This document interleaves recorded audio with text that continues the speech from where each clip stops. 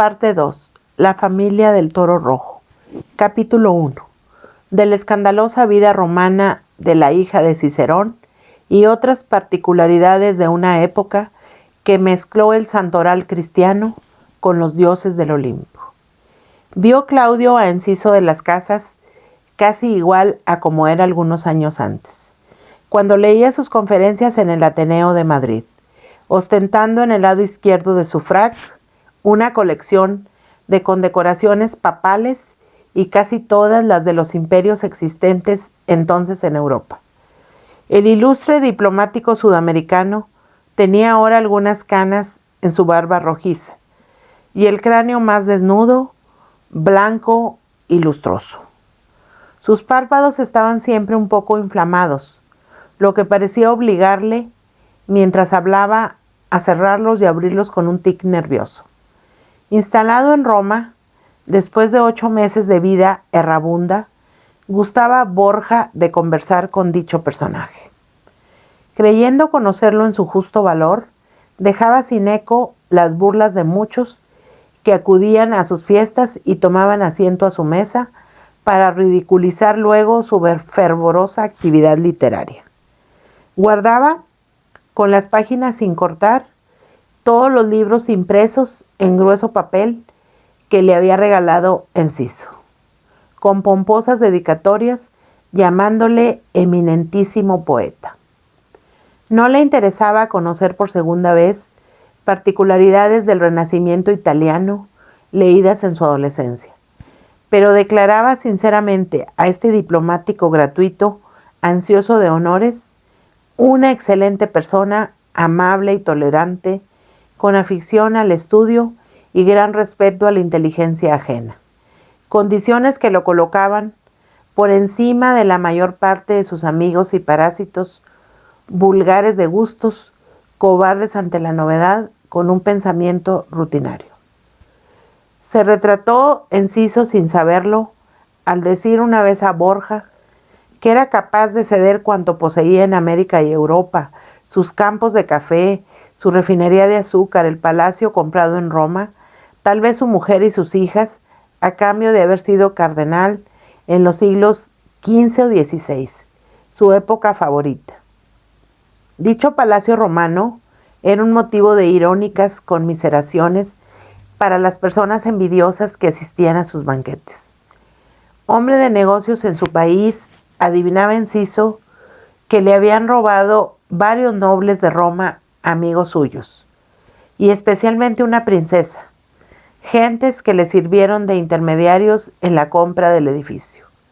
Pero esto no amenguaba el orgullo de su posesión, creyéndolo palacio histórico por ser obra del sobrino de un papa del siglo XIV que los maledicientes suponían hijo ilegítimo. Su interior lo había remozado hábilmente, pues el diplomático honorario mostraba cierto talento natural como ornamentista. De sus viajes por España había traído altares enteros. Las paredes desaparecían bajo tapices, columnas y frontones de madera tallada, con oros pálidos, gruesos angelotes policromos, santos cadavéricos, arquetas taraseadas de nácar sobre mesillas de diversos mármoles, vargueños de construcción moderna, con pistoletazos de perdigones o de sal que imitaban la perforación de la carcoma, sillones fraileros de cordobán y clavos enormes, cuadros representando sanguinolentos martirios, paisajes versallescos o mitológicas desnudeces, las vírgenes sobre fondo de oro o los cristos moribundos alternaban con Venus desnudas. Por algo Enciso pretendía ser un cardenal del Renacimiento, reencarnado al otro lado del Atlántico.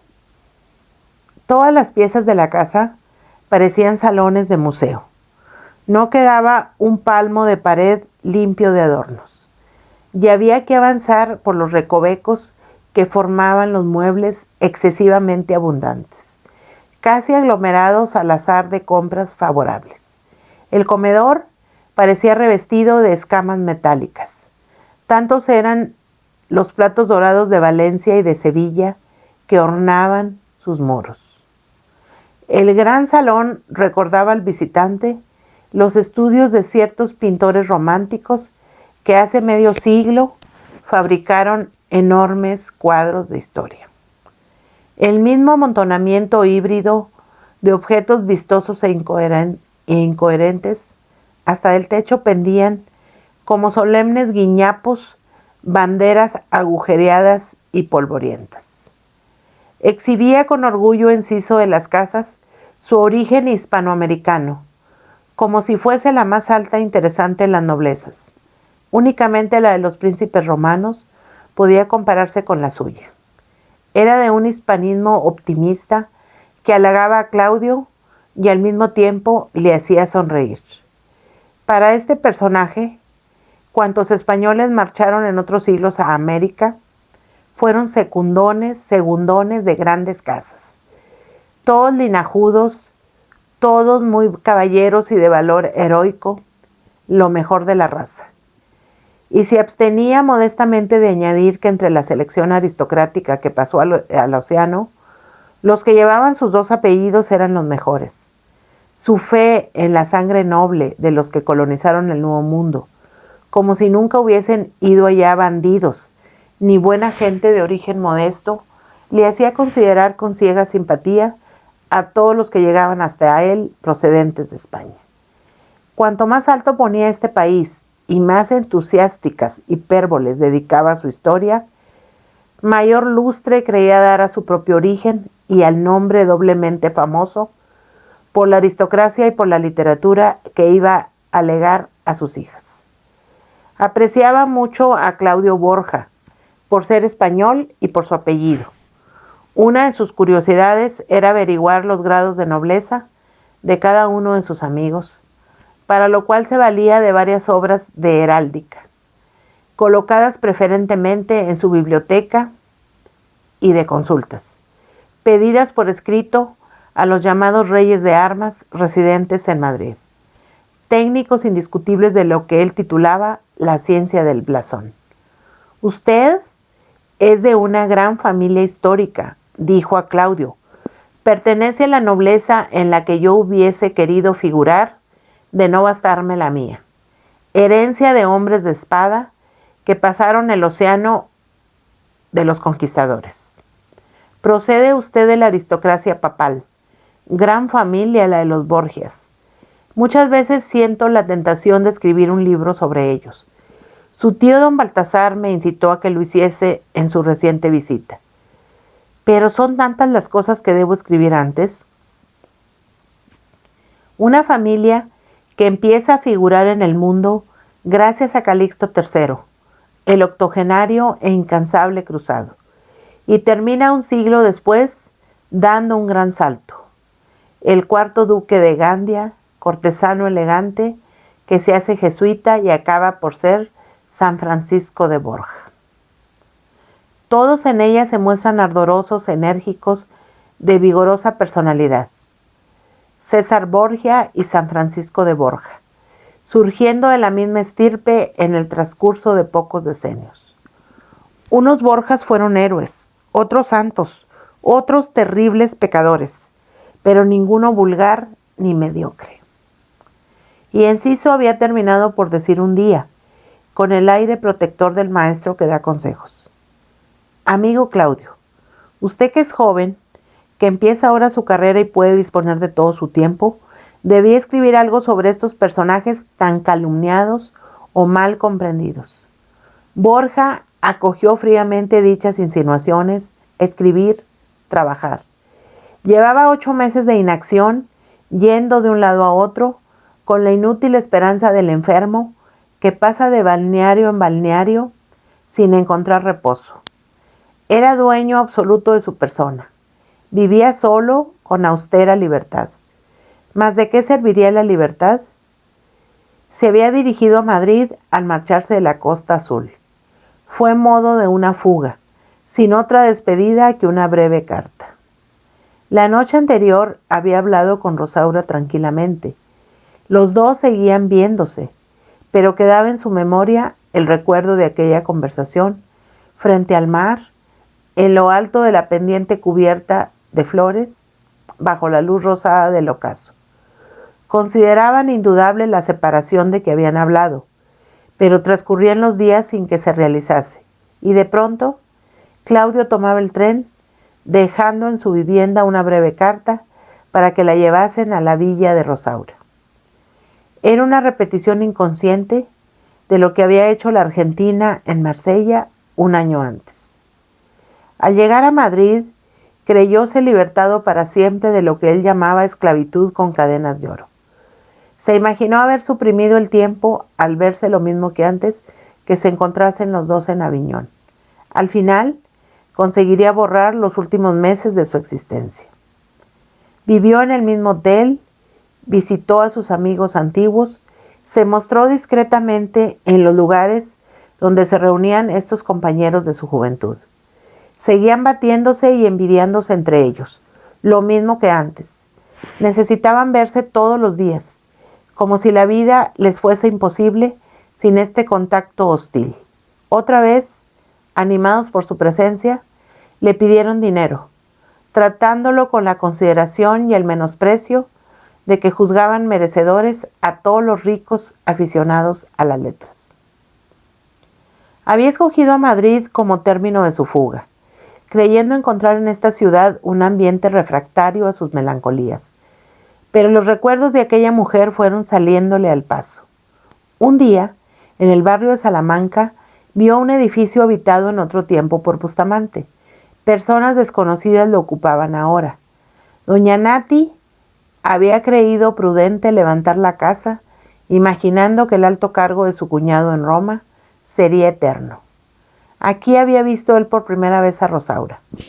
Evocaba con todo el relieve de las cosas recientes aquella comida en honor de la viuda de Pineda, así como el amoroso deslumbramiento que parecían sufrir los hombres y la envidiosa admiración de las señoras, y procuró no pasar más por dicha calle. Era prudente impedir una resurrección molesta del pasado. Nuevas imágenes fueron emergiendo en su memoria, nunca recordadas cuando vivía al lado de ella. Un año antes, la había visto en su automóvil por el paseo de la Castellana.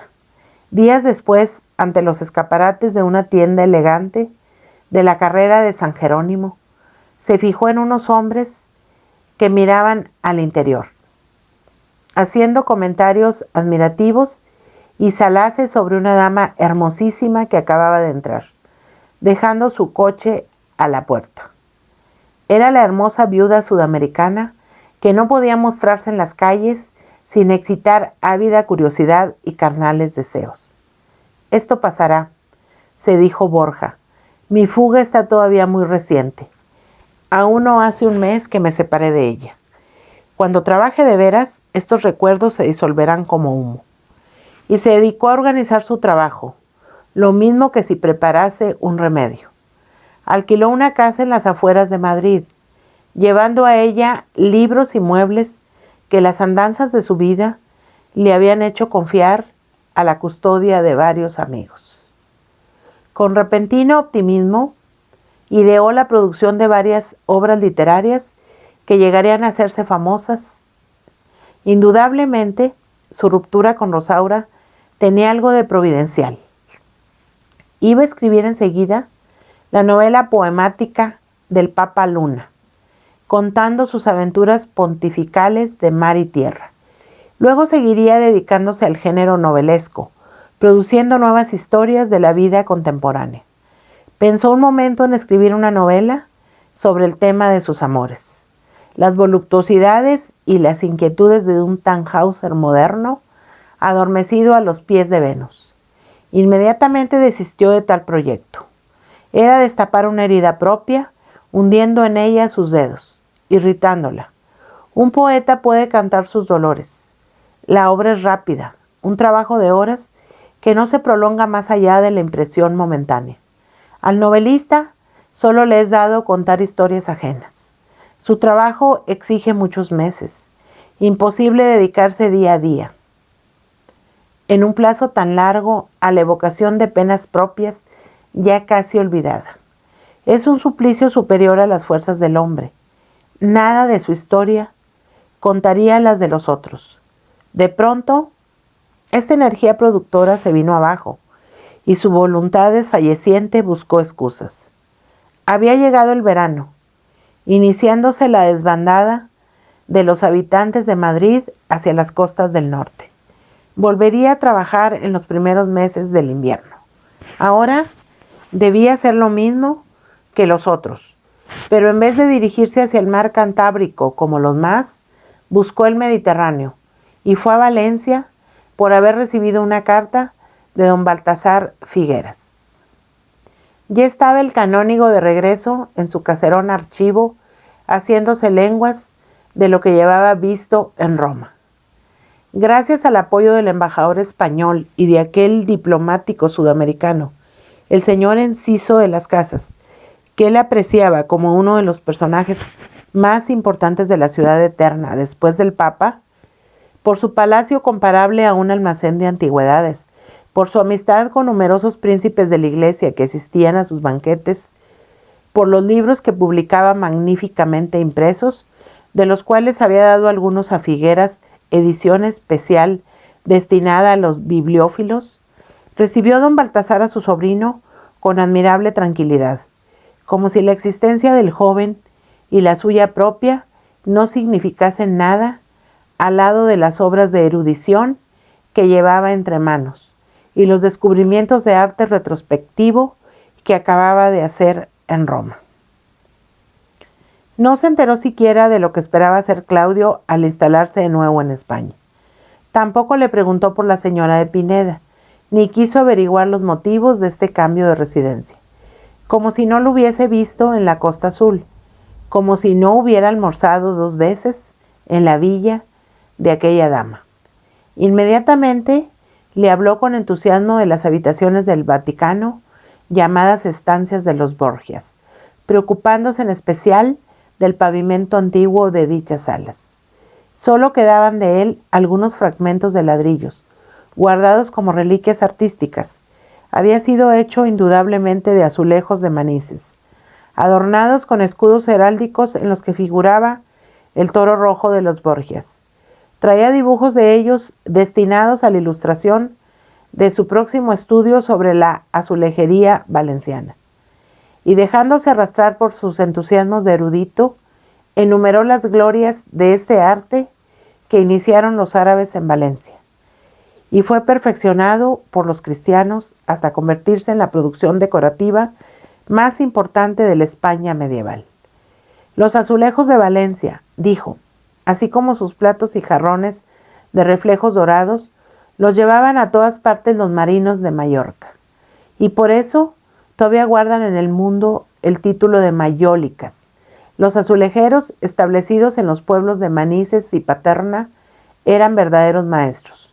En los documentos de la época se los designa siempre en latín, con el título honorífico de Magister Operis Terrae, y otras veces, cuando solo fabrican azulejos en forma de ladrillos, en valenciano rajoles, se les da igualmente el título latino de Herajolarius.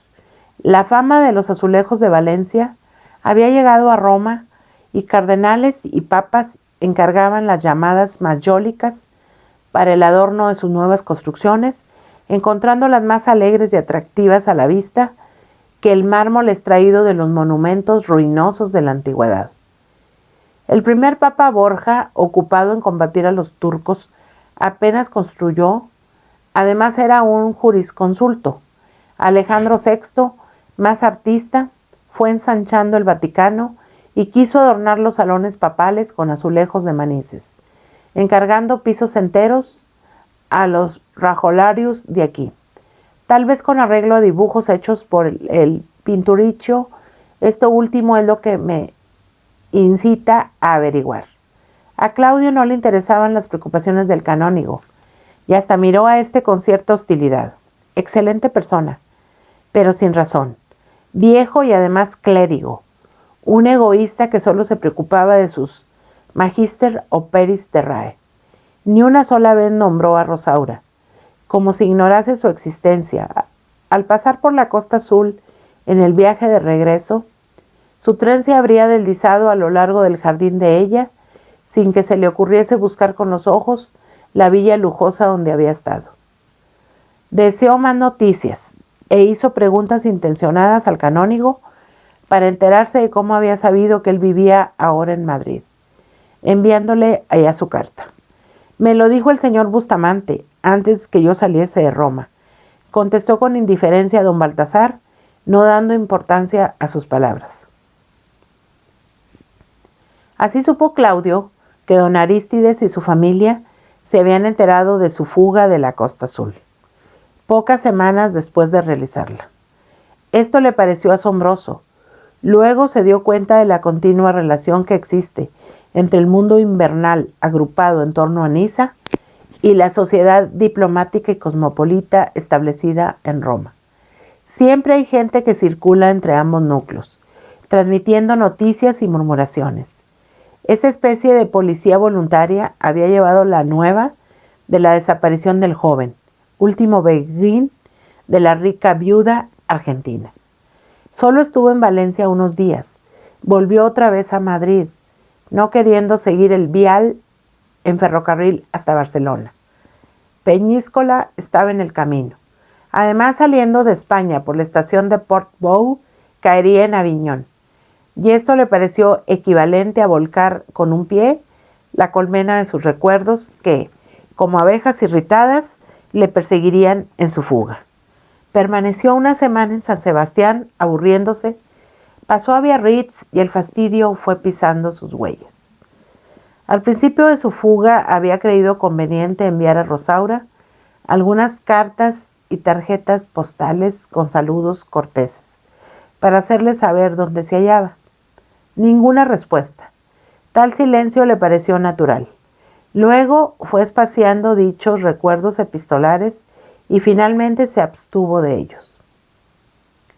Durante el verano sintió repetidas veces la necesidad de escribirle de nuevo, pero ahora fueron cartas largas con evocaciones melancólicas del pasado, apuntando su deseo de implorar perdón y reteniéndose enseguida por miedo a la humildad del mencionado gesto.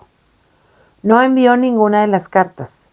Después de escritas durante la noche, las dejaba sobre una mesa para echarlas al correo a la mañana siguiente. Y lo primero que hacía al levantarse era romperlas. Mejor es así, pensaba. No intentemos reformar lo que ya está hecho. Debo mantener mi libertad. Y se preguntaba vanidosamente si ella había procedido lo mismo, escribiendo apasionados llamamientos para que volviese a su lado y rompiéndolos horas después bajo la rabiosa sugestión del orgullo.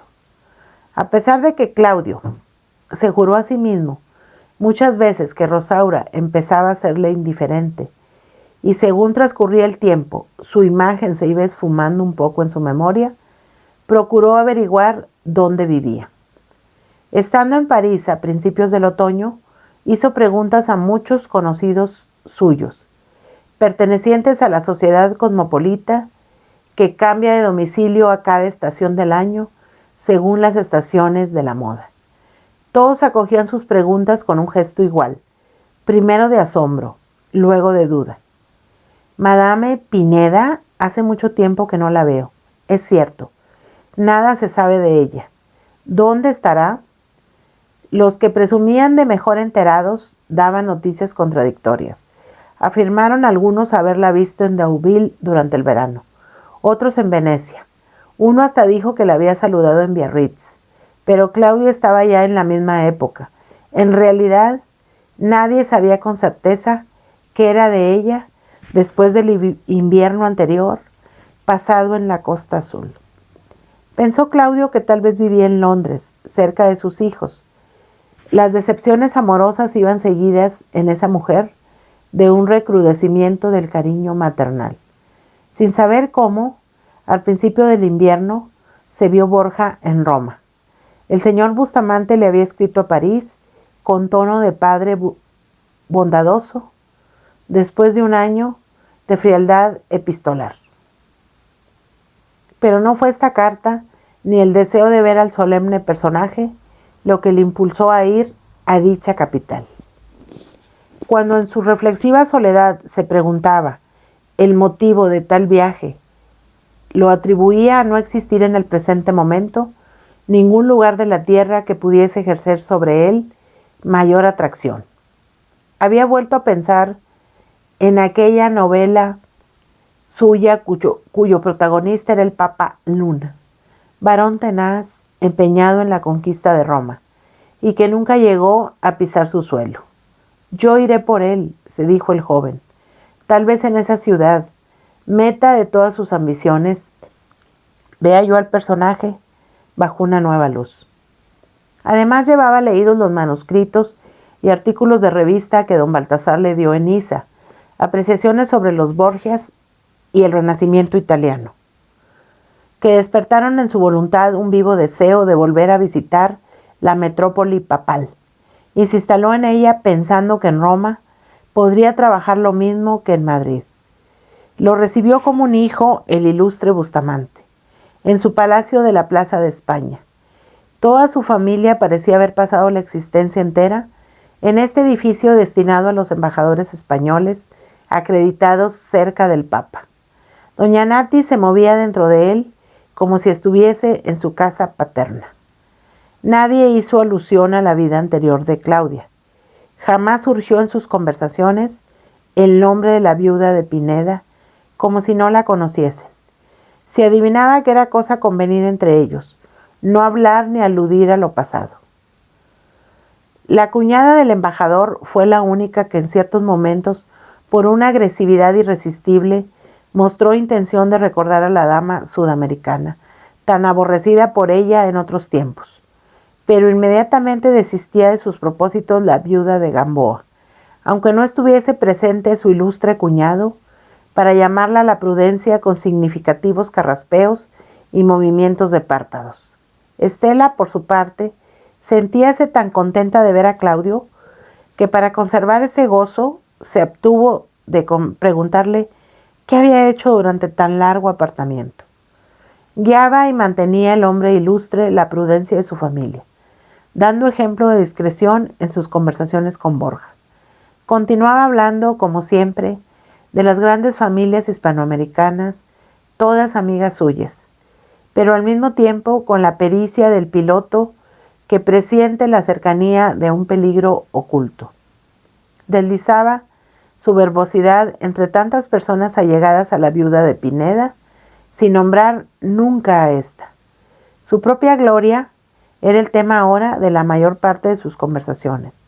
Mostraba una melancolía de gran hombre, mal comprendido y peor remunerado, al quejarse de que su gobierno no se daba cuenta de los inmensos servicios que estaba prestando en Roma.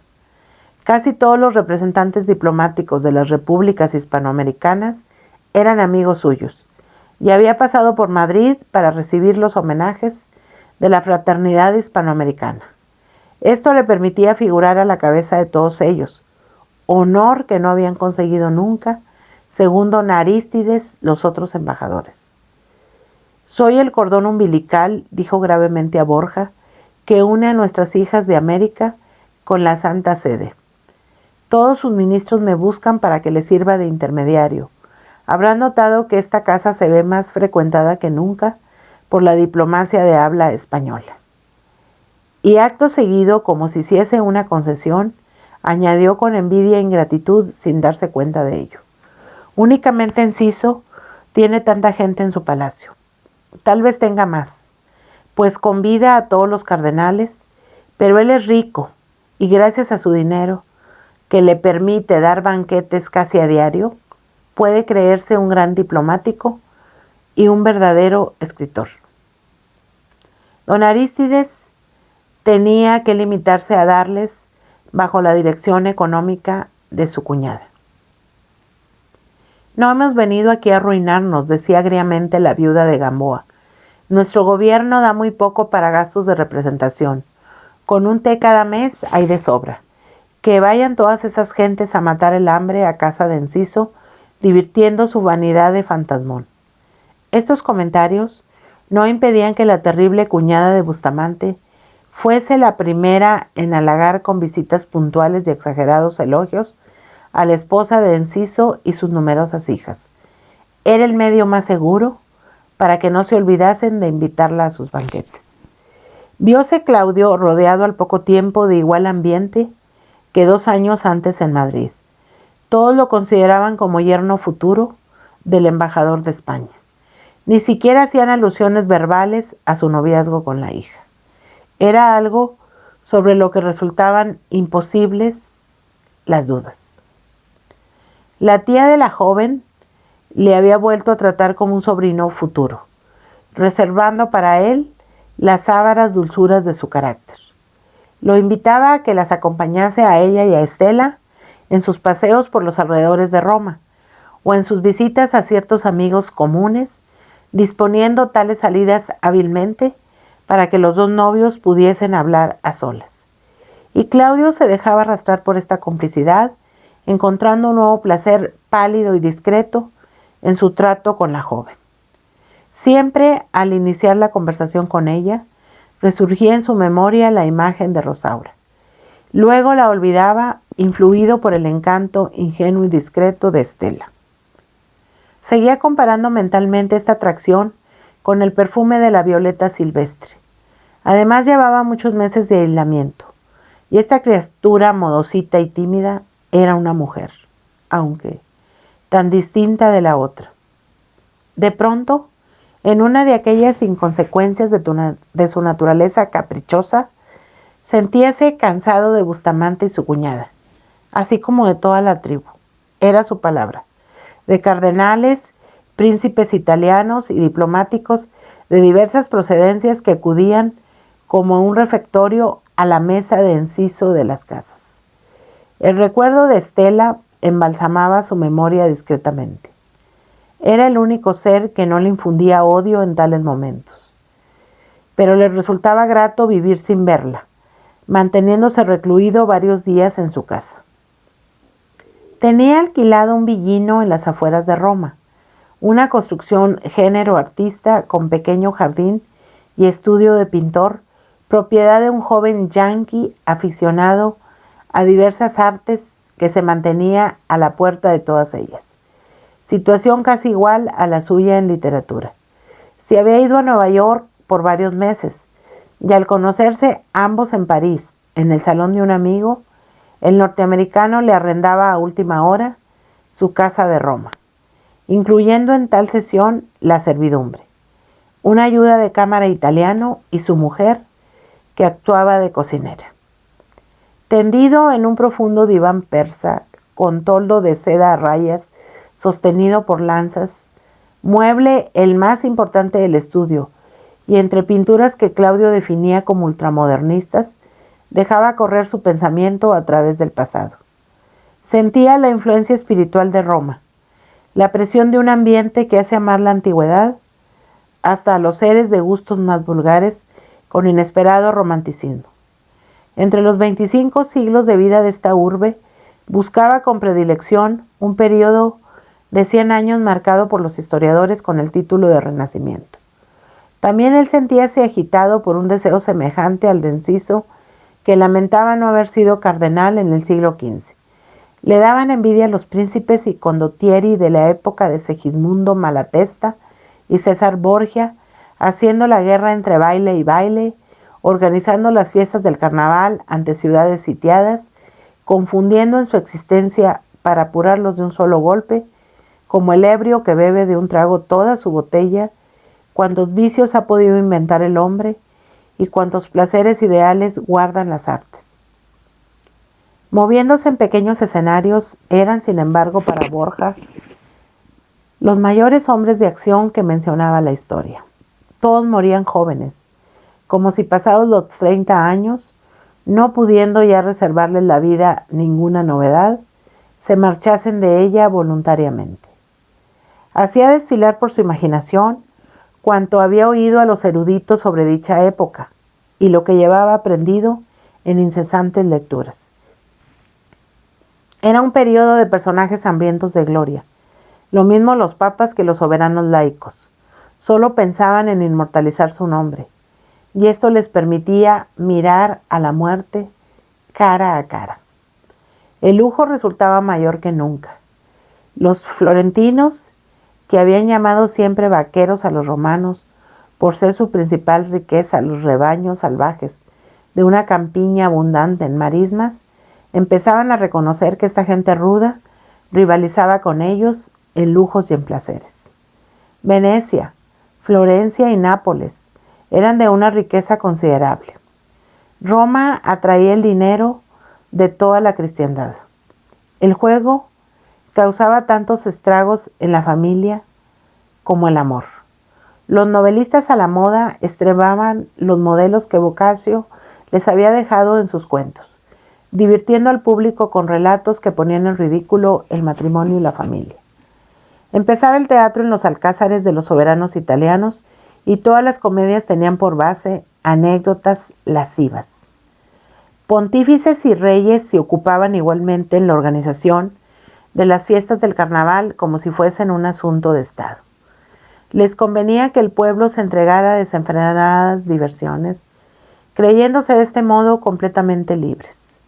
Había que fomentar la inmoralidad estrepitosa del populacho para que no diese oídos a los revolucionarios.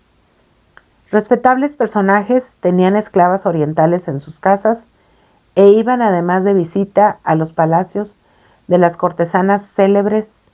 Escritores famosos ensalzaban el vicio griego, llegando a decir el poeta Ariosto que todos los humanistas de su época habían incurrido en dicha aberración sexual. Algunos de ellos, para justificarse, alegaban el ejemplo de la antigüedad, recordando a Platón y a Sócrates como de los mismos gustos. No eran menos inmorales la pintura y la escultura. Se permitían los artistas a los más audaces atrevimientos dentro de las iglesias, retratando a los contemporáneos en las imágenes santas.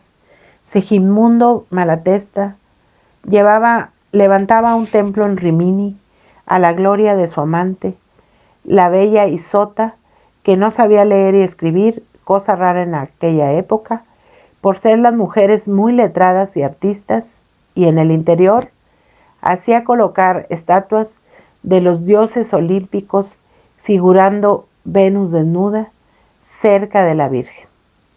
Justificaba la corrupción general, el excesivo celo y el fanatismo desorientado del virtuoso Savonarola, quien incluía en idéntico anatema la liviandad y los esplendores del arte como si fuesen pecados iguales.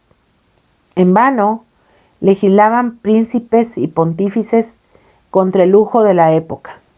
Un vestido de una de las esforzas hallábase de tal modo cubierto de perlas y bordados que su valor se estimaba en 5,000 ducados de oro, cantidad equivalente a $50,000 actuales.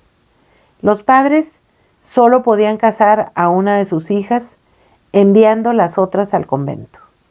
Una boda iba acompañada de tan fastuosas ceremonias que arruinaba a una familia.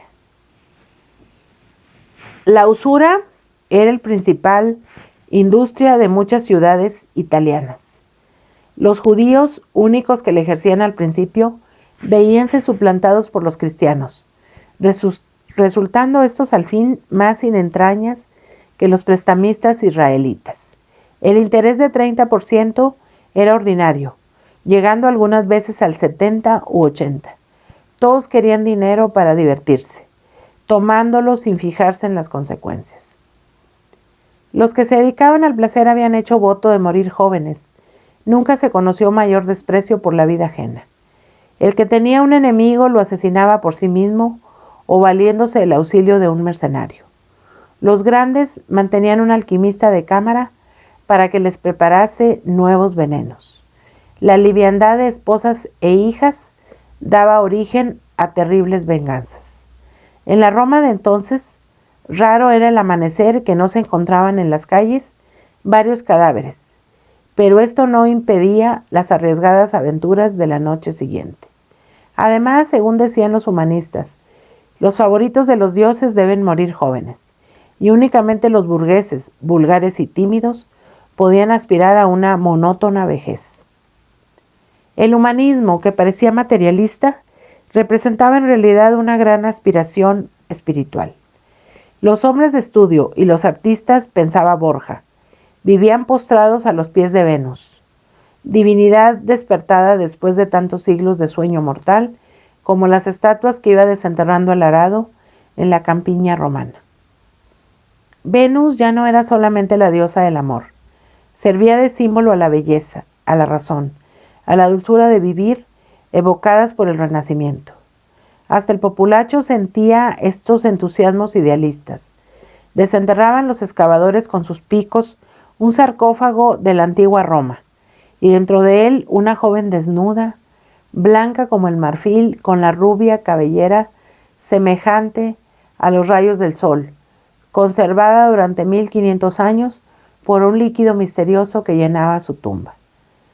Corrían las gentes a admirarla, dándole enseguida un nombre. Era la hija de Cicerón. No podía ser otra. Cicerón presidía el Renacimiento como el mago Virgilio la Edad Media. Repartíase entre los poderosos el bálsamo protector de la hija de Cicerón para usos medicinales, y el cadáver de 15 siglos, bello como la antigüedad clásica, se disgregaba a los 48 horas bajo la acción del aire y la luz, falto de su envoltura líquida. La blanca Venus había vuelto a la tierra. Veías el cristianismo invadido por el paganismo. Los altos dignatarios de la Iglesia, bajo el influjo de los humanistas, eran los primeros en realzar la mezcla de las dos religiones, queriéndose mostrarse así hombres de su tiempo con refinados gustos literarios. Dios recibía el nombre de Júpiter y el cielo el del Olimpo. Los santos eran llamados dioses, los ángeles genios, Cristo el sublime héroe y María resplandeciente ninfa. Las monjas se veían designadas con el nombre de vestales. Los cardenales eran senadores, el infierno el tártaro, y Santo Tomás de Aquino el apóstol de la cristiandad, y tal mezcolanza pagano-cristiana que iba expresando las cosas del catolicismo con su lenguaje gentílico, conseguía implantarse en los púlpitos y las altas asambleas de la Iglesia, hablando los predicadores en la Basílica de San Pedro de María, Madre de los Dioses, de Cristo, Dios del trueno, viéndose además comparados los pontífices por sus aduladores en italiano o en latín, con César o Augusto, Aristóteles o Platón, Cicerón o Virgilio. Este amor a la antigüedad no había extinguido las supersticiones, siendo la astrología la más saliente de todas ellas. Hasta los pontífices creían en la influencia de los astros sobre los destinos del hombre, consultando a los versados en dicho estudio. Únicamente Pío II, el escritor, y Alejandro VI, el segundo Papa Borgia, mantuviéronse al margen de tales engaños. Alejandro hasta se negaba a recompensar varias obras de astrología que le dedicaron sus autores. En cambio, su hijo, César Borgia, casi siempre incrédulo, mostraba la misma superstición de todos los hombres de lucha que exponen frecuentemente su vida y, semejante a numerosos capitanes,